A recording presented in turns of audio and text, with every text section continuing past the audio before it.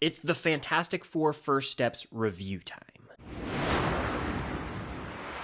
What's going on, guys? I'm Chris, and welcome back to another video. So today I've got my review of the Fantastic Four First Steps. This is a big one of the biggest releases of the year, the latest MCU film, and I have lots to discuss. But before I get into this, comment your thoughts on the movie down below if you've seen it. Of course, hit that like button, subscribe to that notification bell to help reach my goal of 150,000 subscribers here on the channel. I mean, quite a bit when it comes to this movie. I gotta give you some of my background with Fantastic Four and the MCU. If you didn't know, I have seen every MCU movie, obviously. I love the franchise. It has its highs and lows, and when it comes to the Fantastic Four films themselves, they all kind of stink, at least the ones I've seen. And so coming into this, I had a pretty good gut feeling it would be the best Fantastic Four movie, and I'm gonna come right here and say with my chest that's the case. This is without a shadow of a doubt the best Fantastic Four film we've ever seen, and it's not particularly close. I mean that when I say it. Now I'm gonna start with my pros for this movie. Notably, the cast. I was on board pretty much from the jump with every single casting announcement that came out, but having seen the movie now, they all knock it out of the park. And I'll talk about every character individually here. I love Joseph Quinn. If you can't tell by my background, I'm a Stranger Things guy. And so seeing the actor who played Eddie Munson in that show blow up, it's been awesome, and he deserved to have his shot as Johnny Storm, and he sure as hell delivered. The guy's charming, right? And because this movie is set in the 1960s, it's a period piece. And so he's less of like the outwardly flirtatious playboy that we see with, a Chris Evans, for example, in the 2000s movies. He's more of like your handsome, conventional hotshot. Still a flirt, but it's not as 2000s or modern, if that makes sense, because it is actually an entirely different universe. And this movie establishes that from the get-go. This is not the main MCU Earth, and so the Fantastic Four in this movie are on a whole nother Earth in a different universe, which works because it's like, hey, this movie can be your launching point for the MCU. You don't have to have any experience with past MCU films. You don't have to do the homework. You can just go watch this as a one-off movie, and it functions very well as such. Now, Johnny Storm, played by Joseph Quinn, great in the movie. I really dug, actually, the design for his character, especially when he was flamed on, if you will. Then we got Ben Grimm, the Thing, played by Ebon Moss-Bachrach. To me, one of the best castings going into the movie, just because I'm a big fan of the Bear as well. And so seeing Richie from the Bear, who can get a little hot-headed, it's safe to say, seeing him play the Thing, I thought it worked really well. I thought the character CGI flowed pretty seamlessly throughout most of the movie. He didn't have as major of a role as some of these other characters, but the purpose he served, I thought worked well, and he's dealing with his own personal demons there. And then, of course, you've got Sue Storm and Reed Richards, the power couple of this movie, and really the heart of this movie as the main plot revolves around them and their baby, Franklin Richards. That's right. Vanessa Kirby, Academy Award nominee, mind you, really embodied Sue Storm and did a great job taking on that role. And then, of course, Pedro Pascal as Reed Richards is the man. I would say of the four performances of the main characters, he's the best. He's actually channeling some Joel Miller from The Last of Us in certain moments. You'll have to see the movie to know what I'm talking about. I don't want to get spoilery. Pulled on the heartstrings. He is at conflict with himself as he's about to become a father, but he is so analytical, right? And he's trying to approach things from such a factual, objective standpoint that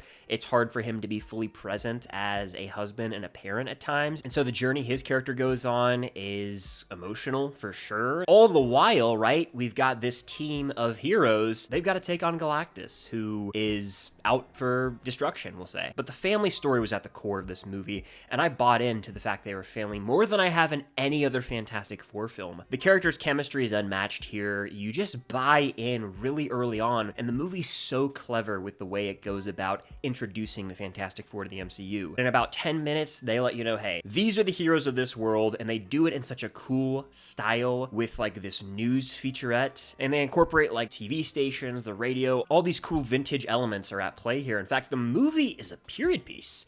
And we haven't really seen much like that in the Marvel Cinematic Universe thus far. There's a retro vibe to it. The characters' costumes, the production design, all of that plays into the period piece elements. It's very clearly not a modern day Fantastic Four film. It's one from decades ago, but they play into that, and that really added to a lot of the charm, allowing for this movie to have a unique feel to it. I dug it, and I really can't get over the fact that Michael Giacchino's score elevated every single scene. I have chills right now thinking about one moment in particular, but the main Fantastic Four theme that we hear played multiple times, chill-inducing. And Giacchino composed the Batman. He's a very versatile composer. He shows that here, and I just really liked how his music elevated the film and made it feel like we were taking a step back in time to this retro world of decades past. On top of that, the Fantastic Four First Steps embraces the science-y space exploration side of the MCU, taking on elements of the cinematic universe that haven't been conquered yet, and I was really eating a lot of it up. In fact, I saw the movie last night and I've been marinating on it, and it's just gotten better with each passing second. Like, I think about elements, I'm like, that has grown on me a lot. Like, it's one of those movies that's just gonna keep growing on me. I plan to see it again, and I felt similarly about Thunderbolts, right? Thunderbolts has just gotten better with each viewing, and I feel like that's gonna be the case with the First Steps as well. Now, after one viewing, I do have an issue with the movie, and it's nothing that's like weighing it down tremendously. While this movie embraces the family side of things, the cast is great, the retro feel, all of that shines and really carries a lot of weight in the film, like enough to make this a very positive watch. I felt as though the main plot of the film, specifically surrounding the character Galactus, was a little paper thin at times and kind of bare bones. And that's all right, because I don't think this movie's function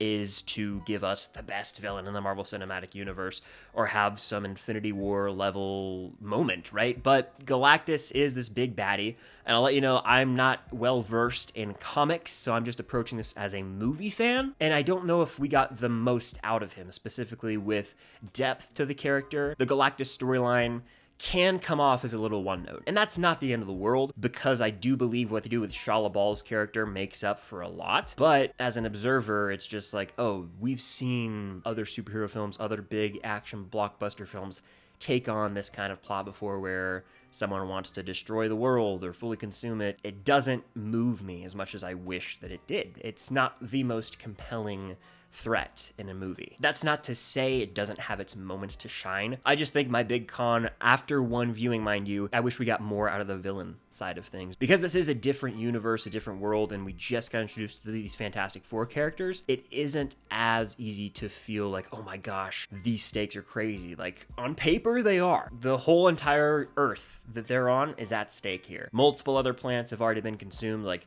this is end of the world type stuff, but it's not as fleshed out, I guess, or developed as I would have hoped from the Galactus side of things. However, like I said, the Fantastic Four family story wins out. That's what this movie's about. That's the emotional core of the film.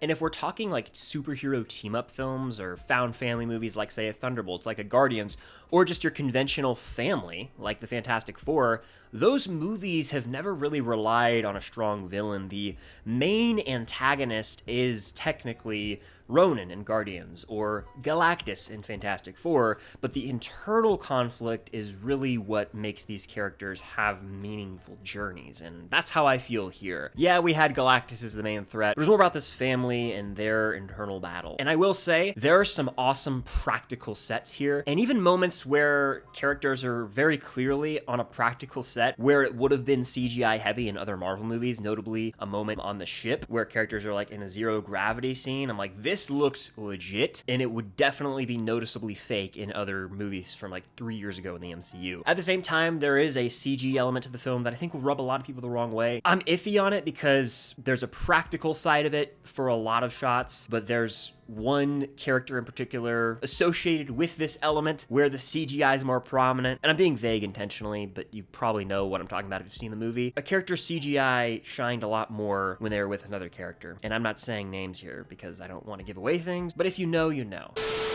But at the end of the day, the Fantastic Four First Steps truly is unlike any other MCU movie because of its setting. It embraces the period piece side of things. The Giacchino score takes it to another level, almost acts as its own character in the movie. And we get a new family here in the MCU. Every performance crushes it. There's humor that works. You buy into the family chemistry and the journey they go on. Now, does it have the best villain in MCU history? No, it doesn't. But most comic book films nowadays aren't remembered for their villains. They're remembered for the hero's journey and the, change the heroes go on over the course of the film. So I dug this one. I think it's just going to age like fine wine and get better with each viewing. I'm going to see it again later this week, and I'll have updated thoughts over on my Letterboxd. But I'm at like a 4 out of 5 for this one, guys. I really enjoyed it. I would say it's a damn fun time at the movies, and without a shadow of a doubt, the best Fantastic Four film we've ever gotten. But that does it for my review of the Fantastic Four First Steps. Let me know your thoughts down below. If you've seen it, of course, hit that like button, subscribe to that notification bell, and be on the lookout for more videos coming very soon. But until next time, I'll see you guys later.